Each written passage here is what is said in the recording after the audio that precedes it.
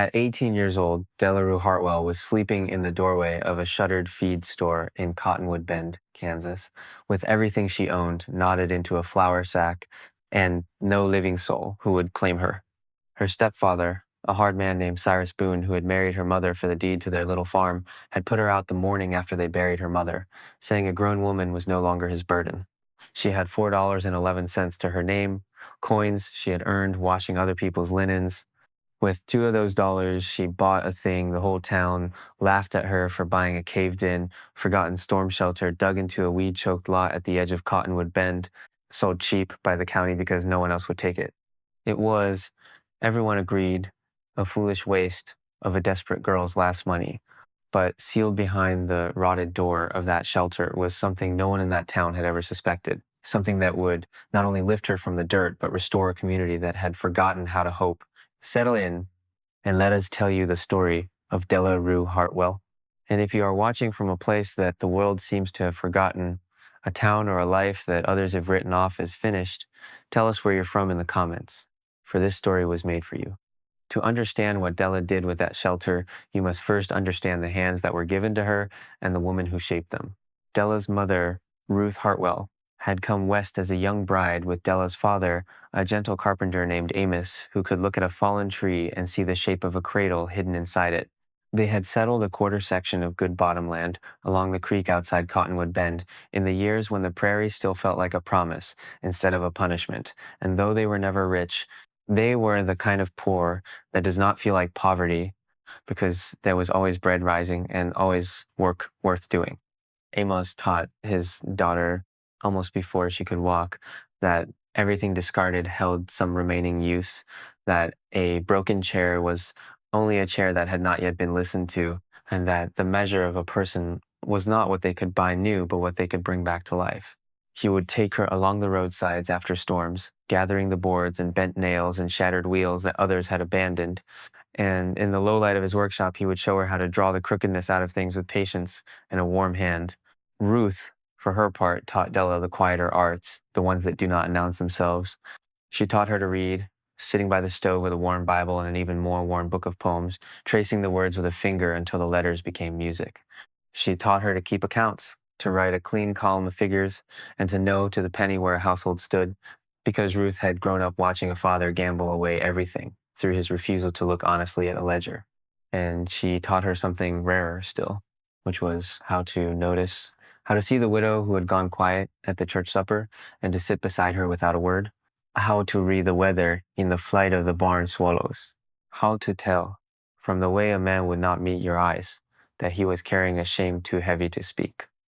These lessons did not seem like an inheritance at the time. They seemed only like the ordinary furniture of a happy childhood. But an inheritance is often disguised as an ordinary day, and Della was gathering hers without knowing it. The Hartwell farm was known throughout that stretch of Kansas for one particular thing, and it is worth telling, for it matters later. Amos, who did not trust the tornadoes that came roaring up the creek bottoms each spring, had dug the finest storm cellar in the county, a deep, dry, stone-lined chamber where the whole family and half the neighbors could shelter when the sky turned that terrible shade of green. But more than that, Amos had a habit that his neighbors thought peculiar and his daughter thought wonderful. He believed that the safest place in any home was underground, below the reach of fire and wind and thieves. And so it was there, in the cool dark of a storm cellar, that he taught Della to hide the things that mattered most. Not for hoarding, he told her, but for keeping. A family's true treasures, he said, are never the ones you flaunt on the mantle. They are the ones you seal away where the storm cannot reach them, and trust to be there when you need them most. Those were golden years, and like all golden years, they were not recognized as such until they were gone. Della grew tall and sun-browned and quick with her hands, able to reshingle a roof or balance a set of books or coax a wilted garden back to green. She was not a beautiful girl in the way the town measured beauty, but there was a steadiness in her gray eyes that made older folks trust her and made the discarded, broken things of the world seem to trust her too. She was 15 when the first of the storms that would define her life came, and it came not from the sky but from a fever that swept the creek bottoms one wet autumn and took her father Amos in the space of a single week, leaving Ruth a widow, and Della half an orphan, and the farm suddenly too large and too quiet for two grieving women to hold. That, we are sorry to say, was only the beginning of the falling. For a time, the two of them managed. Ruth and Della worked the farm with the ferocity of people who have nothing left to lose but each other. And though the neighbors offered help, Ruth was proud and would not take charity while she still had strength in her arms. But a farm is a hungry thing, and a bank is a patient one. And the mortgage that Amos had always kept just barely fed began, without his steady income, to fall behind. It was into this narrowing situation that Cyrus Boone arrived, and we must be honest and say that he arrived the way a coyote arrives at a lambing pen, drawn by the scent of weakness. He was a widower with a smooth voice and a black coat, newly come to Cottonwood Bend with a reputation as a man of some means, and he began to appear at the Hartwell farm with offers of help that always, somehow, left Ruth more indebted to him and less able to refuse him. Della, with the noticing her mother had taught her, saw exactly what he was. She saw how his kindness always carried a hook inside it, how his eyes moved over the good bottomland the way another man's eyes might move over a woman with hunger rather than affection.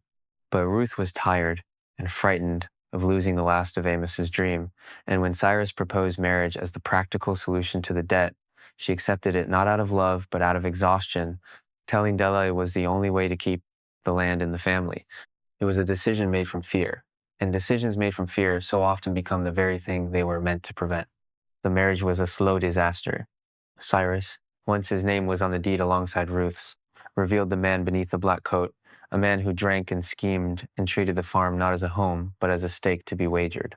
He was cold to Della from the first, seeing in her clear gray eyes a witness he could not fool, and he set about in 100 small cruelties, making her understand that she was unwelcome in the house her own father had built. He sold Amos's tools. He let the goods cellar fill with rainwater and ruin. And Ruth, watching the dream she had married to protect turn to rot in her husband's hands, began to fade, growing thinner and grayer through 2 hard winters until, in the 3rd spring, she took a chill she could not shake and followed Amos into the ground beneath the churchyard elms. Della was 18, and she was alone in the world with a stepfather who owned everything and owed her nothing. The morning after the funeral, before the flowers on Ruth's grave had wilted, Cyrus Boone called Della into the front room and told her, in that smooth, cold voice, that the farm was his now wholly and legally, and that he had no intention of feeding a grown woman who was no blood of his. He gave her an hour to gather what she could carry, and he stood in the doorway with his arms folded while she packed a flour sack with her mother's Bible, her father's last chisel that Cyrus had somehow overlooked, a change of clothes, and the $4.11 she had hidden in the toe of a boot. He did not say goodbye. He simply watched her walk down the lane in the gray morning light, and then he closed the door of her father's house against her, and that was the whole of her inheritance, or so the town believed. Della did not weep as she walked into Cottonwood Bend. She had learned from her father that weeping wastes the strength you need for building, and though her heart was a cold stone in her chest, some stubborn ember of Amos's faith glowed in her still, the faith that discarded things could be brought back to life, and that the most important treasures are the ones kept underground, waiting. For 3 days, Della slept in the doorway of the abandoned feed store on Depot Street, eating little, saying less, and watching the town go by with the invisible patience of the truly poor. She was noticed, of course, in the way that misfortune is always noticed and rarely helped. The women of Cottonwood Bend clucked their tongues and hurried past. The men looked at her the way men look at a problem that is not theirs to solve. And Cyrus Boone, when his wagon rattled by, did not so much as turn his head. But Della was not idle in those 3 days. She was doing the thing her mother had taught her, which was noticing, and what she noticed was a peeling notice tacked to the wall outside the county clerk's office, announcing the sale of tax forfeit properties, sad little parcels the county had seized and could not give away. Among them, listed almost as an afterthought, was a lot at the western edge of town containing, the paper said, 1 dilapidated storm shelter, condemned, sold as is, minimum bid $2. Now, a wiser girl, a more frightened girl, would have clung to her $4 as a drowning woman clings to a plank. But Delarue Hartwell had grown up believing that a roof underground was worth more than a fortune above it, and something in her, some instinct she could not name, tugged at her when she read those words. A storm shelter meant walls that the wind could not knock down. It meant a floor beneath the rain. It meant above all a place that was hers, in a world that had just taught her the unbearable lesson of having no place at all. So on the third morning, she walked into the county clerk's office with her chin high and the flour sack over her shoulder, and she laid $2 silver on the counter, and she bought the forgotten storm shelter on the western lot. And the clerk, a bored man named Pettigrew, wrote her name into the ledger with a smirk he did not bother to hide, certain he had just cheated a fool. The lot, when she found it, was worse than she had feared. It sat at the ragged edge of town, where the streets gave way to prairie, a quarter acre of thistle and broken glass, and the fallen bones of some house that had burned down years before. The shelter itself was a low mound in the earth, its entrance a slanting wooden door gone silver and soft with rot, half buried under a drift of tumbleweeds and blown dirt. It looked less like a refuge than a grave. But Della set down her sack, and she took out her father's chisel, and she began, in the long light of that late afternoon, to dig. She cleared the tumbleweeds, she scraped the dirt from the door, she worked until her hands blistered and the sun went red on the horizon. And when at last she pried the swollen door open, a breath of cool, still, ancient air rose up out of the dark to meet her. Air that smelled of stone and dust and something faintly sweet, like old paper. She had no lantern, so she waited for morning and slept that night on the ground beside the open door, one hand resting on the frame as if to be sure it did not vanish. And in the gray of dawn, she took a stub of candle she had begged from the general store, and she lit it, and she went down the 4 earthen steps into her purchase. The chamber was small but sound, stone-lined the way her father would have approved, dry as a bone despite its years, and empty, or so it seemed at first, until her candle caught the far wall and she saw that it was not in fact the far wall at all. It was a barrier of stacked stone and old mortar, deliberately built, sealing off the back third of the shelter, and set into that barrier, at eye level, was a flat iron plate with words scratched into it by a careful hand. Della held the candle close and read, and her breath went out of her all at once. The plate said, "Here lies the hope of Cottonwood Bend. Sealed by Hannah Greer, 1871. To be opened when the town can no longer stand alone." She did not know the name Hannah Greer, but the town did, once Della began to ask, and the asking was how the mystery deepened into something far larger than one homeless girl and one cheap hole in the ground. She went first to the oldest person she knew of, a nearly blind woman named Effie Salt, who had lived in Cottonwood Bend since before the war and who sat all day on her porch with her memories. And when Della spoke the name Hannah Greer, the old woman's clouded eyes filled with sudden tears.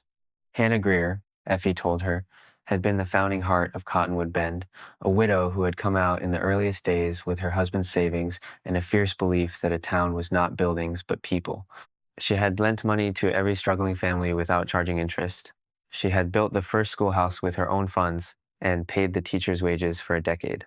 She had, in a hard year when a grasshopper plague ate every field to the root, opened her own storehouse and fed the whole county through the winter so that not one soul starved. The people had loved her the way you love the ground you stand on, and they had promised her, when she grew old, that they would care for her as she had cared for them. But they had not. That was the shame Effie Salt carried, and the shame the whole town had buried deeper than any cellar. When Hannah Greer grew old and infirm, and a hard-eyed banker named Thaddeus Cole came to Cottonwood Bend with new money and new ways, the town's gratitude had proven shorter than its memory.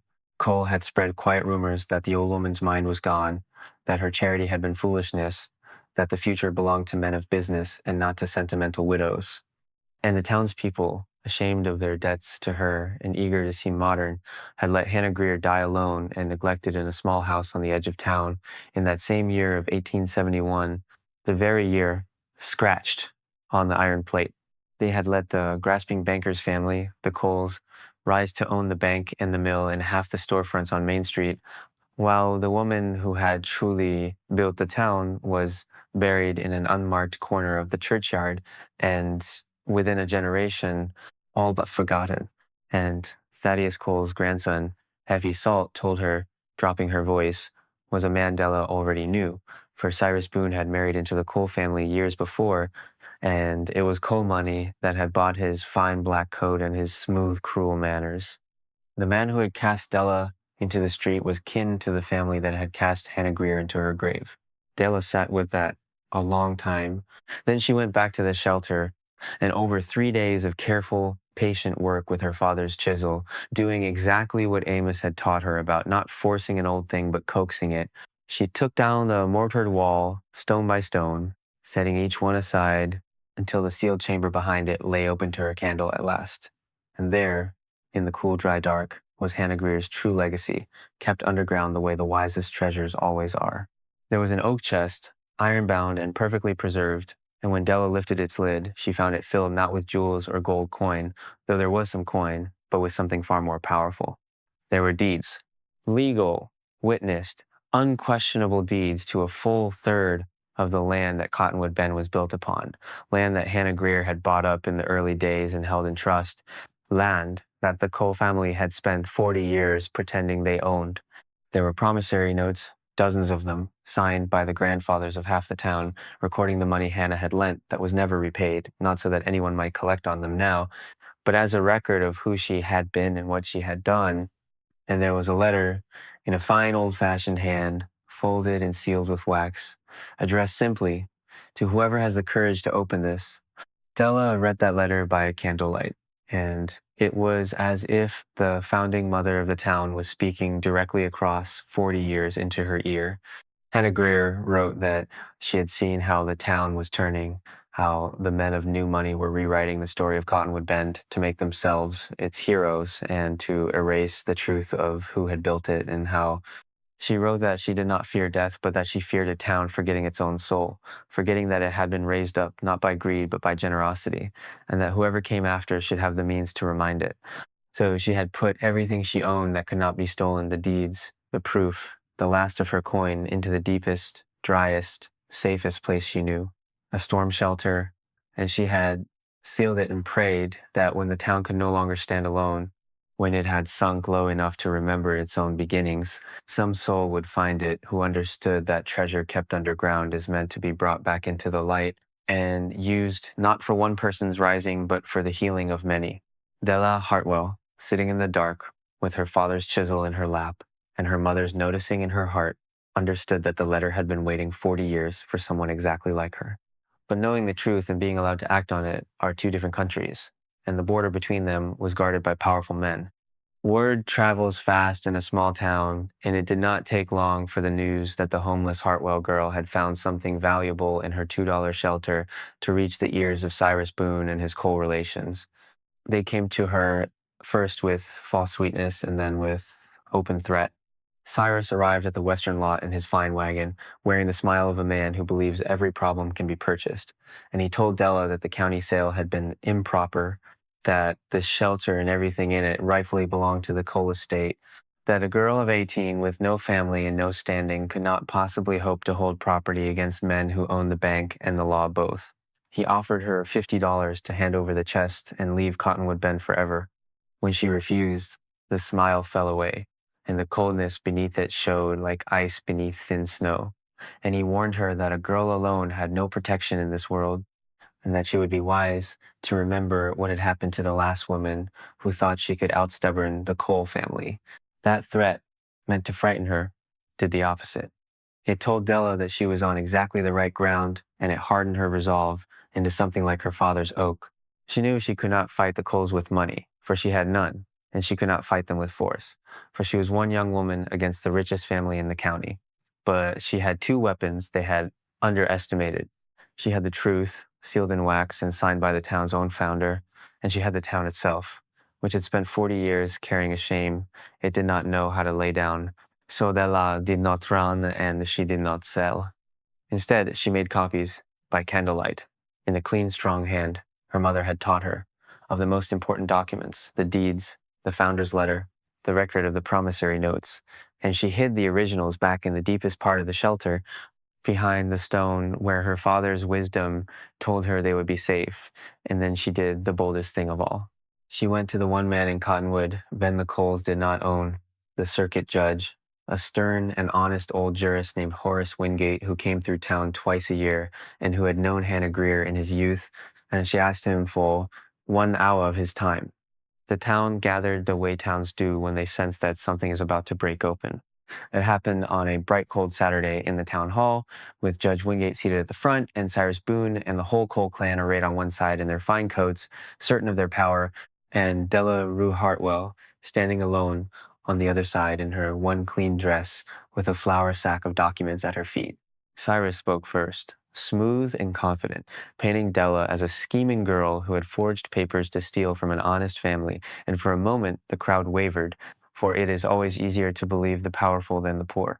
But then Della stood, and she did not shout, and she did not weep, and she began instead to read. She read the iron plate inscription, she read the deeds with their dates and their witnesses' names, names that the oldest people in the room recognized as their own great-grandfathers. And then she read Hannah Greer's letter, the whole of it, in a clear, steady voice. And as she read, something happened in that hall that no amount of coal money could buy or stop. The old ones began to weep. Effie Salt, brought in on the arm of a neighbor, cried out that she remembered that it was all true, that they had let the good woman die alone and had spent 40 years pretending otherwise.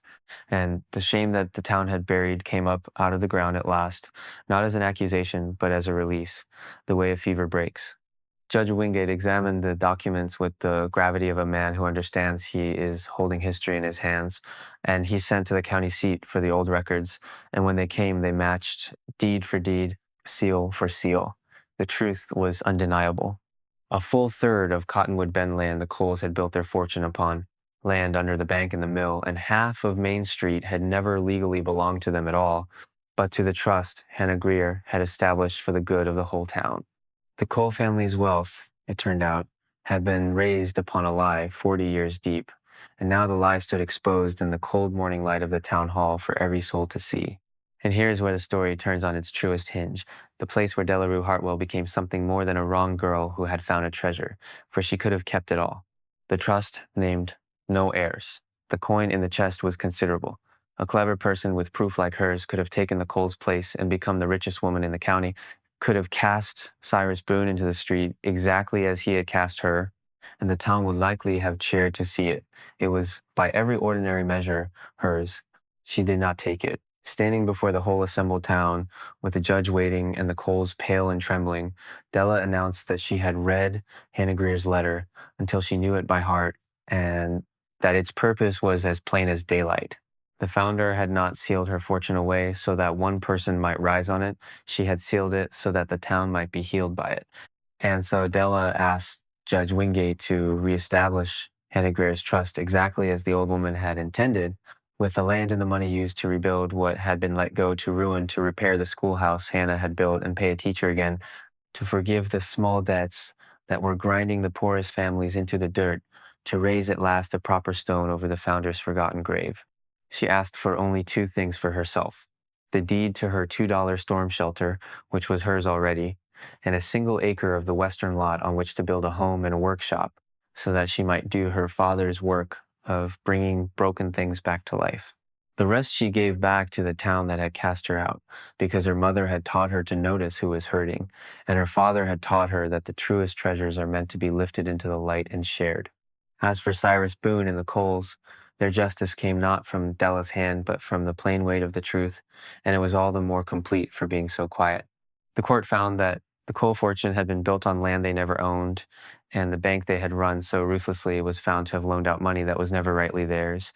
And in the reckoning that followed, the family that had lorded over Cottonwood Bend for 3 generations was undone, not by violence, but by daylight. Cyrus Boone, whose fine coat had been bought with coal money and whose claim to the Hartwell farm now stood under the same cold scrutiny, found the deed to Ruth's land challenged in the same court, for it emerged that Amos Hartwell's original mortgage had been held in the earliest days through none other than Hannah Greer's trust, and so the very land Cyrus had schemed and married to steal was returned to its rightful line, which is to say, to Della. She had walked into that town hall, a homeless girl, and walked out the holder of her father's farm and the guardian of her town's redemption, and Cyrus Boone, stripped of his borrowed fortune and his stolen deed, left Cottonwood Bend the way he had come, alone, in a black coat, drawing no one's sympathy and leaving no one's grief behind him. At 18 years old, Delarue Hartwell had slept in the doorway of a shuttered feed store with everything she owned in a flour sack, and $4.11 to her name, cast out by a man who called her a burden and she had spent two of those precious dollars on a caved in, forgotten storm shelter that the whole town had laughed at her for buying. They had called it the foolish waste of a desperate girl's last money. But we told you at the beginning that something was sealed behind that rotted door, something that would not only lift her from the dirt, but restore a community that had forgotten how to hope. And now you know that it was true. For what Hannah Greer sealed away in 1871 was not merely deeds and coin. It was a town's own soul, kept safe underground through 40 years of forgetting, waiting for someone poor enough to understand its worth and generous enough to give it away. Della understood because her father had taught her that everything discarded holds some remaining use, and her mother had taught her to notice the ones the world had overlooked, and Della herself had been overlooked, cast off, written off as worthless. And so she recognized in a neglected hole in the ground the same hidden value the world had failed to see in her. She did not rise by taking, she rose by restoring, and in restoring the town, she restored herself. Thank you for staying with us through the long, quiet unfolding of this story, and for sitting in the dark of that little Kansas shelter beside a girl who refused to believe that being thrown away meant being finished. If Della's story moves something in you, share it with someone you love who may be standing right now in their own gray dawn, unsure whether the small, foolish thing they've staked their last hope on could possibly be worth it. And before you go, we would love for you to sit with one question, and if you feel moved, to leave your answer in the comments below, for we read them and we treasure them. What is a time in your own life when you found unexpected value in something or someone that others had written off as worthless? Tell us. We would be honored to know. Until next time, dear friend, stay warm, stay hopeful, and stay close.